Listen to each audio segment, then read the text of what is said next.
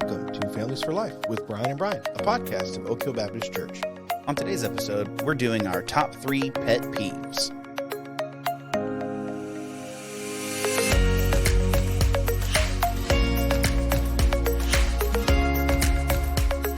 Welcome back, everybody. Welcome back, Brian. Brian, good to see you, Good to man. see you. Welcome to all our listeners. It's good to be back. Good to be It's been a while since again. we recorded. Yeah. It actually has been, yeah. We had a little bit of vacation and different things going on in both of our lives the last few weeks. So Yeah, it's been a good break, but I love that, we've been working real hard to get some episodes out because Yes. I like being able to keep those episodes going. Yeah, we just finished our Understanding God's Word series, and then we had a pastor's perspective come out. Yeah. And we have some good content planned coming up. Yes. But we thought, you know what? We need something lighthearted. A little lighthearted. Something fun. Yeah. So we are doing top 3 pet peeves. Yes. So, And this is easier for us to do. I don't know. I love doing it. It's just fun, and we to hope talk that you about. guys enjoy Yeah. these episodes. Yeah. So well, let us know if you have pet peeves. yeah, Let us what know. they are. Email us at f4l@oakhillbc.org. And I really want to draw something out here. One of our greatest fans, Your biggest fan. probably the biggest, Biggest fan. Somebody who lives actually really close to where we're Yes. currently recording right now. It's Matt from Evansville. Matt of Evansville, one of the many Matts. He really loves the introductions. He loves our And he loves when we ask you to subscribe. So Subscribe. he wants everyone to go to their podcast app and subscribe. Matt right from now. Evansville wants you to subscribe. Subscribe. And give us a review. Yes. If it's a good review. yeah, only good ones. No. Only good reviews. No, we're kidding. But we do appreciate all of our listeners and appreciate any absolutely. feedback that we get. Yeah, it means a lot. It means a lot to us. So thank you for all of your feedback, even Matt of Evansville. Exactly. We appreciate it. So here's how the top 3 works. Yes. We always normally when we write an episode, we work together. Top 3 is totally separate. we don't have talk an about idea. these things. Yeah. Mm-hmm. We have an idea. I have my list. You have your list. We've That's not right. seen it. We're going to do blind reactions That's right. to each other. I literally don't even have it written down. You're so annoyed by so many things. This is so easy. You're like, which 3 am I going to pick? 2 of them came to me just like that, and one of them took me a little bit to think about. Agreed. But let's talk about one thing that's interesting is, I've been married now for 20 years. You married for 10 years. 7. Yeah. 7 years. And our wives probably have pet peeves that Probably. about us. Maybe. At least one. Maybe. Yeah, I think maybe one. So it would be fun to talk about what is your wife's pet peeve about you. So I know for a fact that the one and only pet peeve that my wife has, that was a joke, is that I leave I love coffee. We drink coffee, every day. And I regularly leave my coffee mugs all over the house. Okay, like everywhere. So I finish them. I finish them though. And you just set them down. I finish it. That's and important. walk away. I won't continue talking about how other people maybe don't finish theirs. But anyways, so I finish my coffee and then I'll just leave it. And the worst thing that she hates is when I go over. We have like a little coffee bar, and I'll finish my mug and I'll put it on the coffee bar instead of like in the sink. Yeah, the sink, which is like a Right turn around. there. Yes. And she's like, why? I don't know. Maybe I'll have some more. I can definitely sympathize with your wife because I also go around the house picking up dishes. We have six people in our house, and so it's like it feels like there's 20 people living in our house because like they just leave like I ate a bowl of chips. I'm gonna leave the bowl here. I had a drink of water. You know. And so yes, I'm guilty. That would be my pet peeve. So, but my wife's pet peeve that's really bothers her, but it's The one and only, of course. It's one of my most favorite things to do. I don't have many vices, but this is probably, she would say this is a vice. I love chewing ice. Oh, yeah. I love chewing ice. And some people say, oh, you have an iron deficiency. My numbers are good. My blood numbers are really good. So I have plenty of iron. I just love chewing ice. I always have. And it drives my wife absolutely crazy. Absolutely crazy. And so she hates when I chew ice. So. Yep. Yeah. I know other families who that's a thing in their household as well. I don't think I like to chew ice, but I don't think one of my most favorite things to do. Get a big glass of ice water, like mostly ice and then a little bit of water. Really? Just go to town. Oh, that's funny. I like ice water, but I'll chew the ice, but that's not like the reason why. So I love it. Man, that's funny. She hates it. But well, okay. our wives are so good because they love us, even though there are many things. Yeah, that's just one of the things I could. Right, that's her biggest thing, probably. But so praise the Lord for. Apparently, when we wives. got married, I breathe too loud when I sleep. So yes, that's the thing. Yes, that is the thing. Yes, I do that. I will try to stop breathing when I sleep. I don't know. She used to make fun of like the way my breathing changed when I fell. She could tell that I was asleep because it changed. So you're breathing so loud. Stop breathing. I'm sorry. At least I don't snore. Amen. Okay, so let's talk about our pet peeves. Pet peeves. Okay? Things that annoy us. So you want me? I'll start. Yeah, go ahead. Okay, so I'll start with a silly one. Well, they're all silly, but I'll start with the one that I think is the probably the weirdest. So I cannot stand tiny pieces of trash. Tiny pieces of trash. I can't stand it. So I realized this some years ago when I would people would offer me like, hey, you want a piece of gum? Be like, oh yeah. So I'll take a piece of gum. I'll get it, and then I'll have the gum wrapper, and I'm like, what do I do with this? Like, I hate this. Stick it in your pocket and you save it. But then it's in my pocket. No, but you save it to spit your gum into. See, I swallow the gum. I just swallow it. Yeah, I just rock and roll.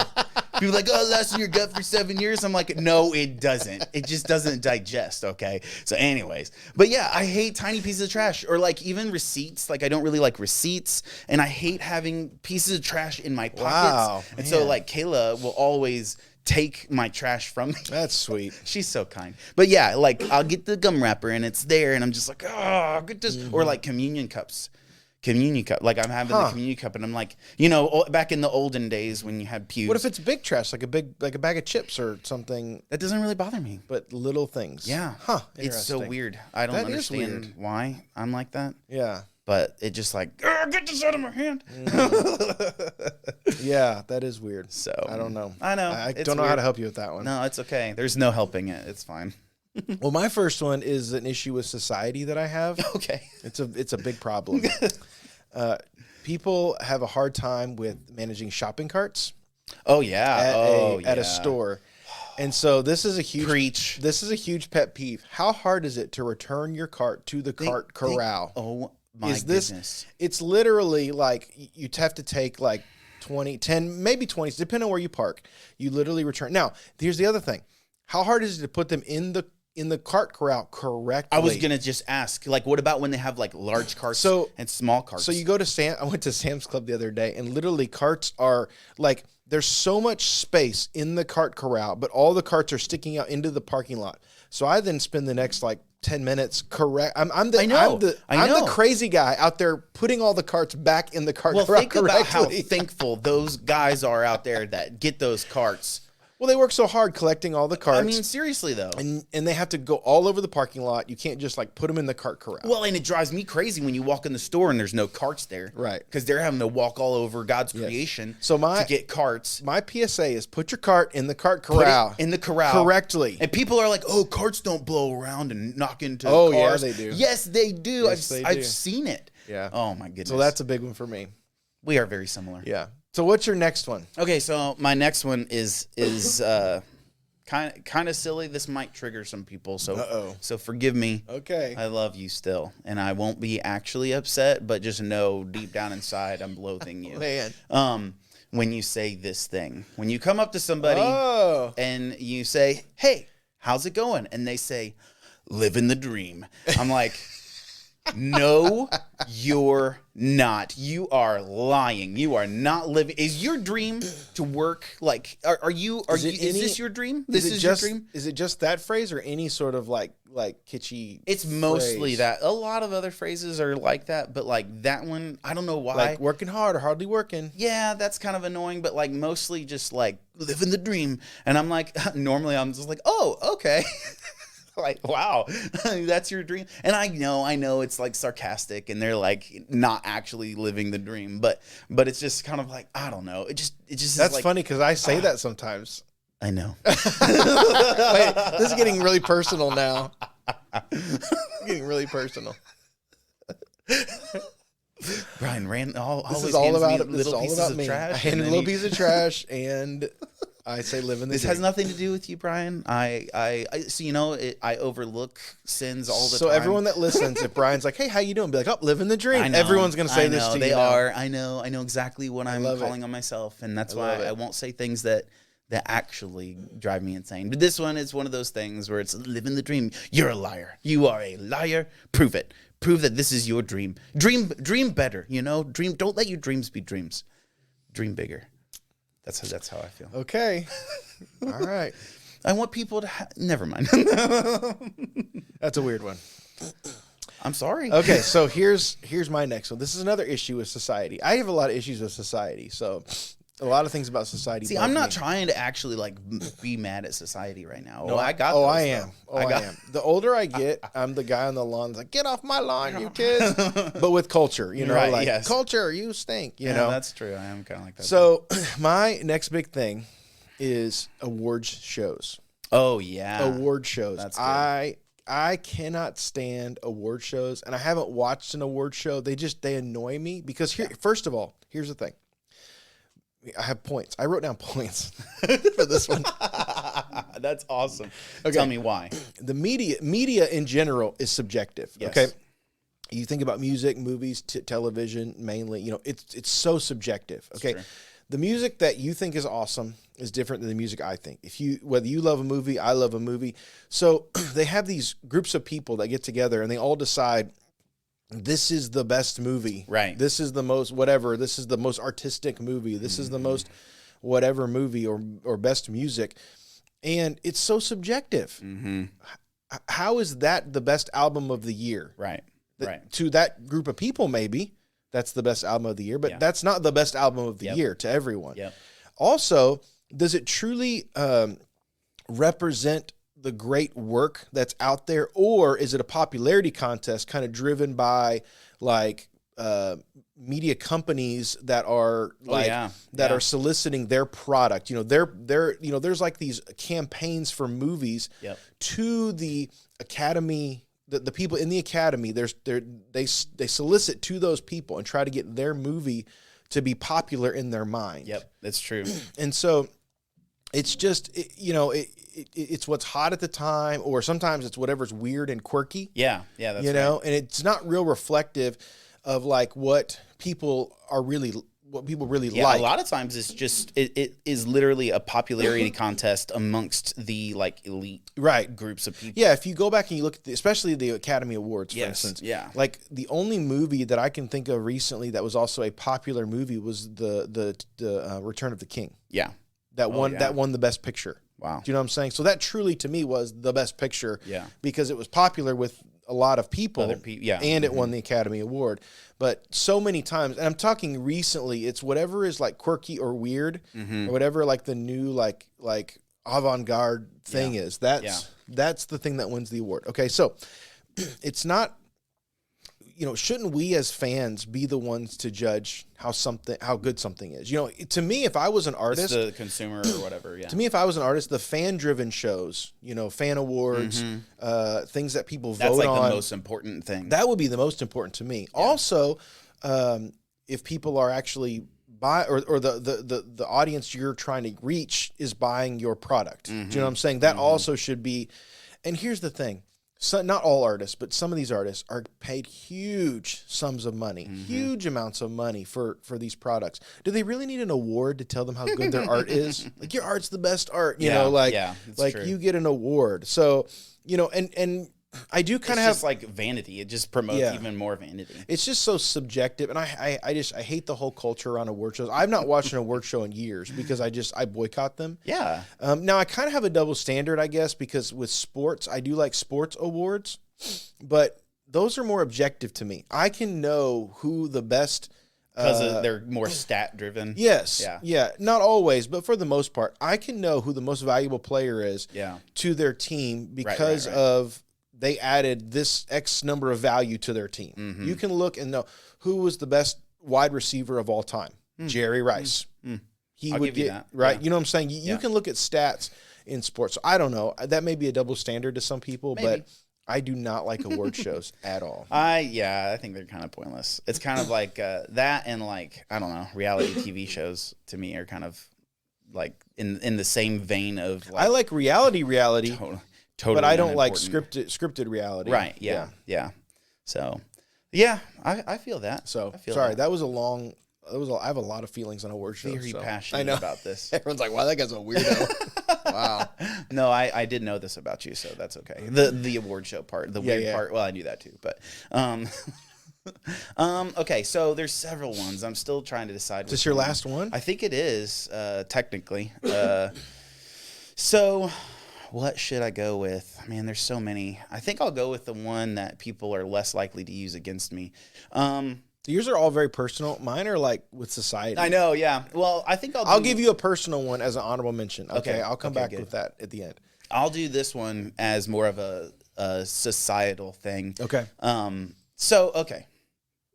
My wife has told me that this maybe, I'm going to go for it.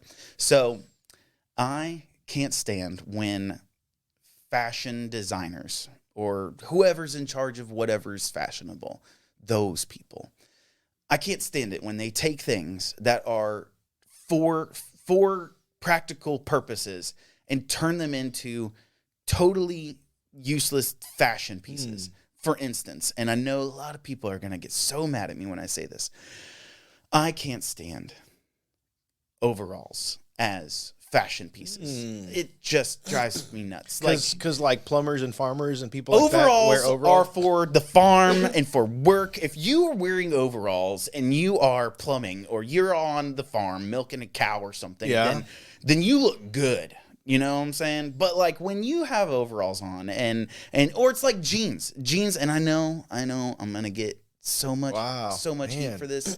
I love everyone who wears these sorts of clothes. I'm not upset with you as a person, I promise. But jeans with holes. Now I don't mind holes too much, but like I've seen like recently, totally ripped, like I've been and like traveling and I see like out. literally jeans with like from the thigh to the bottom of the jean, the whole front is ripped out, and I'm like what's the point? That might even be fashionable, but like I feel like you might trip. Like I'm a little worried for your safety. Well, the sad reality is those jeans cost like $100 or something like that. Probably. I know, and it's like you can just get nice jeans, and I know I'm an old man. I'm talking like an old man now. I get it. I understand, but it just like why though? Because like you said, you'll get the same pair of overalls that you would wear, like you get it from like a Rural King or something, and it's like really good quality things, for what, $50 maybe. Fashionable ones you get from, $200. Yeah, seriously, so much more money. So you're being had.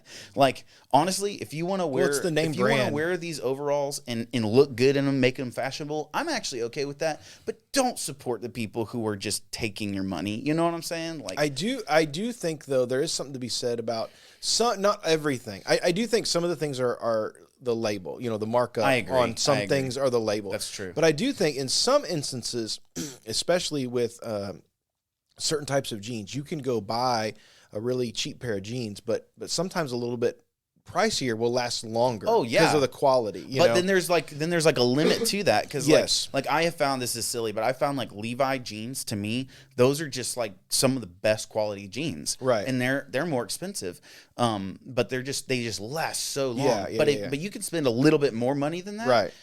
And get the same quality of jean and you're just wasting money. I love messing with the students now because I'll see one of the teenagers in our youth group that wears the ripped jeans, and I'm like, oh wow, you really need a new pair of jeans. Yeah, you've worn those out. We're the old guys, man.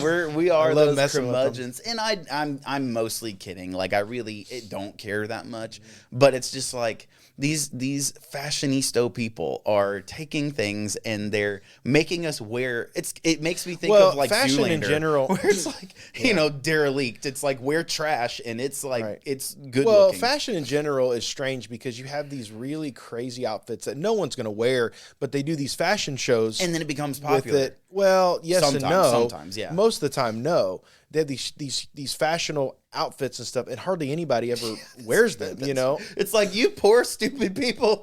Like, why are you dressing like this? And I think it's just got to be that they're advertising for their other clothes that are semi-normal. It's just kind of it's kind of like concept cars. So I'll give them that. Like nobody's really made most of these concept cars. When I was a kid, I loved concept cars, but they don't exist. They don't exist. That's true. That's a good point. So I mean, like, I understand its purpose. I'm not actually like hating on it that much, but it's just something that I used to like joke about with some of my friends. And, my friends had this thing where they would come up with something and they'd come to me and they would ask each other. They'd be like, does Brian love it or does Brian hate it? and that was one of them. So, okay. All right. Here's my last one. Okay. Last one. This is very personal to me because I was a part of this sort of industry or this part of this thing. And so it really bothers me when I see it done poorly in society. Another society thing.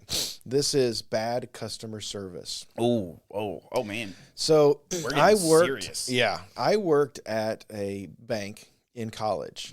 Okay, worked at a Fifth Third Bank it was in a grocery store, in the Kroger grocery store in Louisville. Yep. And I didn't start there. I actually started in Lexington. And I had a great guy who trained me in customer service at the time. I think his name was Travis. And he taught me what customer service is all about. He was awesome. And so once I learned all of that, I started to identify bad customer service. There's a lot more bad customer service than there is good customer service. True. And, here's the thing. Customer service is really not that hard. Okay? It's really not that hard. It's so true. It's when someone comes up to the counter or in your store or whatever, it's you be nice to them. Yeah, I know. You're just nice to you. Hey, how are you doing today? What can I help you with? It's so easy to do. You be attentive to somebody, and if you have to, you go the extra mile. It's really just the same our thing customers as like doing your job. Yeah, our customers loved us because we at the bank, all of our regulars, we tried to know their name. Right. We tried to memorize their name. We were attentive to them. We went the extra mile. We tried everything that we possibly could within the bounds of the rules and the guidelines to serve them in the best way possible. And so our team was really well thought of. And actually we had people, there was another bank, another Fifth Third nearby us. People would come into the Kroger just to see us. Yeah. And so I felt that was a big compliment because we worked really hard at customer service. I actually used to work at a credit union in Louisville as well. So we talked about these sorts of things before. And I always joked how you could make an office-like TV show about like bank employees or a credit union or something like that. I think that'd be pretty funny actually, because it becomes this like community and the way you make that is by just caring about people. Yeah. That's all it takes. Well, and I realize there's difficult customers. I understand that. Oh yeah. And so I get I guess people get worn down with some difficult customers and some demanding, and I guess people call them like Karens today, or there's what's the guy name? I don't know. I know what you're talking about, but I can't remember it. Anyway, but my my trainer when he always said it's this phrase I'll never forget. He would say, "Kill him with kindness." Yeah, kill him with kindness. Don't return hate or that's a Christian anger. Principle right there. I mean, like, and so. Christian, it was always, you'd have somebody yelling in your face and you'd say, listen, I'm really sorry that this has happened to you. Let me see what I can figure out. And if you can't, you say, I'm sorry, we can't do that. And you just continue to be nice. And that's, I'll tell you something that makes me like actually mad. This isn't like I get actually upset about is when Christians provide bad customer service. When there's a believer who does not act like a believer in their job, in the way they treat other people. Yeah. Oh, that fires me up because especially I used to see this in Louisville. I'd see, people who go to seminary working at coffee shops or whatever, and they'd be terrible customer service people. And you're just like, what are you doing? Yeah. I'd rather you drop out of seminary if you're going to be like that. Yeah. Well, I'll try, like if I go to a place and I get bad customer service, I'll give them a couple more chances. But if they continually give bad customer service, I'm like, listen, then you really don't want my business. I'll go somewhere else. Right. I try not to be a jerk. I'm not a jerk about it. Right. I'm just like, I'm not coming back here. That's right. I will say I went to we ordered a pizza a few weeks ago, And I'm super cheap, so I always go pick up the pizza at the thing. I'm sorry, that's just. So we call. I ordered. I wait a couple minutes. I drive to the pizza place. I go pick it up. Normally they're really quick about getting it. So I go in, and the lady's like, "Yeah, it's going to be like 20 minutes." And I'm like, "Okay." She said, "Yeah, we had a big order. I think one of the sports teams or the bands put in a big order." I said, "Okay." So I went out to my car. I sit, listen to a podcast, whatever, for 20 minutes. Go back in. They're like, "Yeah, the order's not been put in yet. It's going to be like 20 minutes." And I'm like, I just waited 20 more minutes. Well, I was like, I just waited 20 minutes. You told me it was going into the oven and that it would be out, or it was being made and it would be out in 20 minutes. I have to wait another 20 minutes. And I guess it wasn't rude at all, but one of the guys behind must have heard something, because the lady up at the counter said, okay. And she said, "You want to cancel the order?" I said, no, it's fine. So I sat down on the bench and waited. And it wasn't like 5 minutes later, because the guy had overheard, and he put my order ahead and threw it in the oven. And he came over and he was like, "I'm sorry for your wait. Here's your pizza." That's awesome. And I was like, man, I wish I had a business, because I would give that guy a job. Like, he heard the problem, solved the problem, and made it better. Yep. And that just takes caring about people in their situations. Right. That just takes caring. And I actually like all of your pet peeves, because like ultimately all these things, well, especially the first one and this last one, comes down to just thinking about other people. Yeah. So yeah. Yeah, I'm with you there, man. Yeah, well, and I think, and we're kind of being really silly about pet peeves and like joking about it, but there is a serious side to this that, we have to exist in this world, and there are things that are going to annoy us. Right. And we as Christians have to have the right attitude to respond to these things. Right. We can't like go crazy and go psycho on these things. If I do get bad customer service, I don't have the right to just yell at somebody. Right. Yes. If I see somebody not putting their shopping cart, I can't go off on somebody. The attitude should be humble service. That's right. For us to return kindness to whatever comes at us. Well, and that's like with my pet peeves. Like, somebody says, "Living the dream," I don't ever respond poorly to that, because I know what they're saying. I'm not actually upset about it. It's like, okay, it's just like, if something annoys me, the Bible says it's a glory, and I don't think these things that we're talking about, most of these things are not like sinful. Right. So don't hear me say the wrong thing. But like, even when people do sin against you, kind of like what you're talking about, like sometimes people are mean and mistreat you. It's a glory of a man to overlook a sin. Yeah. I mean, so to be able to absorb that and be like, meh, it doesn't bother me that much. Like, I can handle that. Right. I can carry around a little piece of trash, no big deal. You know what I'm saying? Exactly. It's a glory to overlook those things, because, it doesn't really bother you. And so that's why we're talking about these things, because they're funny, they're silly, and they're annoying, but like, they're fine. They're a part of life, and we have to learn to deal with them. That's right. Yeah. And Christians can deal. We believers, we want. Here's the thing about Christianity: we want unity, not uniformity. Yeah, right. That's good. We want to be on the same page, but we don't expect everybody to be exactly like us. Well, and like, we're gonna go to church with people and experience people that are different than us, and they have different ways of thinking, different ways of talking, different ways of acting, but we still are united in Christ. That's and we've got to find a way, even if somebody does something that annoys us, we got to find a way to get along and know that our unity is in Christ, not in the likes that we have. That's exactly right. So anyway, well, that's good. I said I would share one. Yes. I said I would share one personal. This is another thing about our top 3 episodes is they're more than they're top always 3. more than top 3. I'm going to share one that is personal, that just annoys me, kind of like some of yours. Yes. Whistling.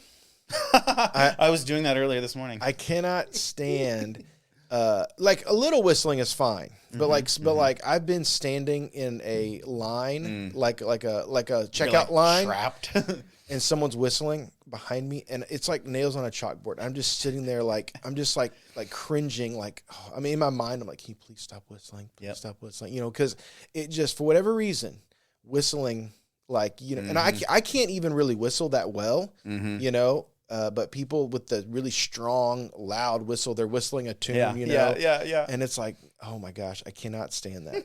So that's so there funny. you go. So now everyone that sees me is going to start whistling around me, and they're going to tell you, living the dream. I know they are. Yes. There's another one. I think I'll do this one. I kind of want to. This is another one that people are going to come at me with.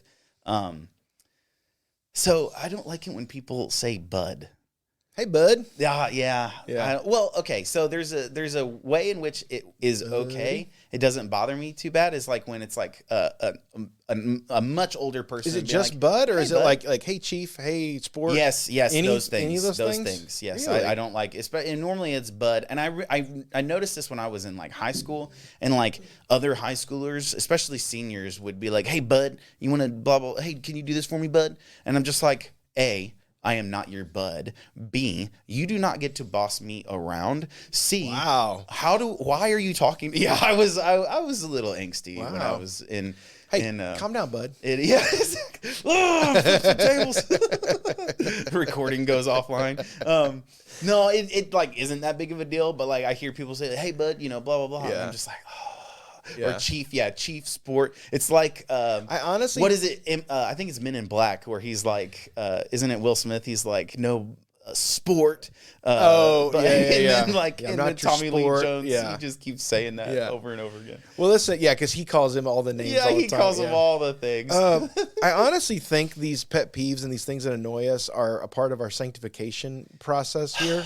Whatever, Brian. No, I'm serious. Whatever. Yeah, that's what we were saying earlier. So, you are true. So I would challenge everyone. Everyone's got pet peeves. Everyone's got different things that they struggle with, and I would encourage you to view it as an opportunity to, grow in your faith. And well, I'll tell you. So my wife is a great example of this. The reason why I know about this whole coffee cup thing that I mentioned is because she one day finally told me, she was like, "I just want you to know, this drives me crazy, but I have come to the place where I'm able to say, I'm thankful that I have a husband who I can clean up after. Yeah. I'm glad that I at least had." So she was able to find, she had to go a long way to find that thankfulness. But it is a lot of perspective. That's true, because I've talked to like a widow or a widower, and even the annoying things about your spouse, things. You miss those things. Yeah. So it is funny, and trying to, and I've looked at examples of like my grandfather who's passed away now, but like things he would always do is like, you would always see him doing the dishes, because he didn't like the dishes, but he didn't come out and say, "Would somebody do the dishes around here?" He just did them. Yeah. And so sometimes it's just serving the people around you and doing the thing that annoys you. Yeah, that's true. And not just calling everybody out, but trying to find a loving, helpful way. That's right. But then sometimes it's just serving people. Yep. Yeah, it's a glory to overlook these things, and we need to think about other people. So, hey, that's good. This is the Christian worldview. Like everything, we do everything for the glory of Christ, and even handling the things that are annoying. Yeah, exactly. Yeah, we do that for the glory of Jesus. Yeah. So, well, good. Hopefully, we will continue to get better at those things. Well, let us know what annoys you, what your pet peeves are. You may have pet peeves about us that you want to write. Maybe it's like say, if we say like, subscribe, that's a pet peeve. Maybe that bothers you. It bothers you. And maybe just like you will bring these things up to us, maybe we will bring these things up to you. That's right. But we're working on a few things. We've got a few really good episodes coming up I'm excited about. But once again, we just want to have fun today. Yep. And hopefully you enjoyed this episode. Yes. So thank you all for listening. And we're looking forward to upcoming episodes. And we will see you next time.